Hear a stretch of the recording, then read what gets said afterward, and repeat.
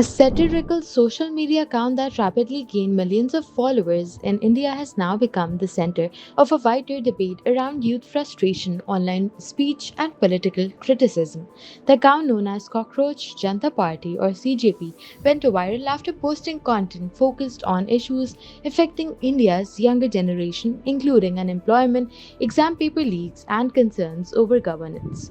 Within days, the account reportedly attracted more than 22 million followers on Instagram, turning it into one of the fastest growing online political phenomena in recent months. But the account's founder, Abhijit Dipke, now claims the platform has come under pressure.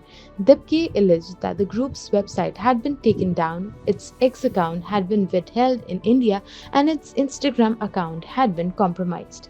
He also claimed his family had received threats.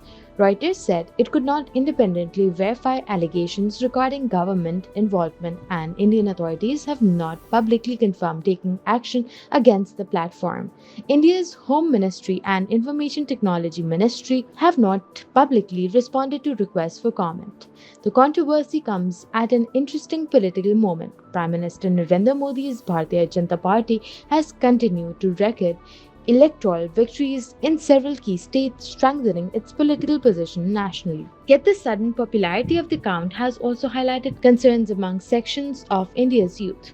A survey by a polling agency C Voter suggested many of the issues raised by the account resonated with younger audiences. According to the survey, more than 60% of respondents between the ages of 18 and 24 said they felt anxious about their future. Unemployment appears to remain one of the biggest concerns. Official data shows urban youth unemployment in India stands significantly higher than the national average.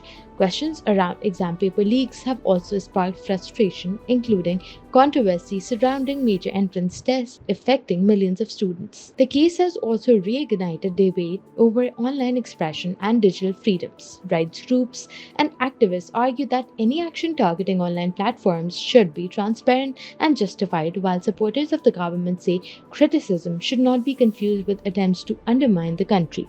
For now, what began as a satirical online account appears to have evolved into a broader conversation around what many young Indians are worried about and whether social media is becoming a new outlet for those frustrations.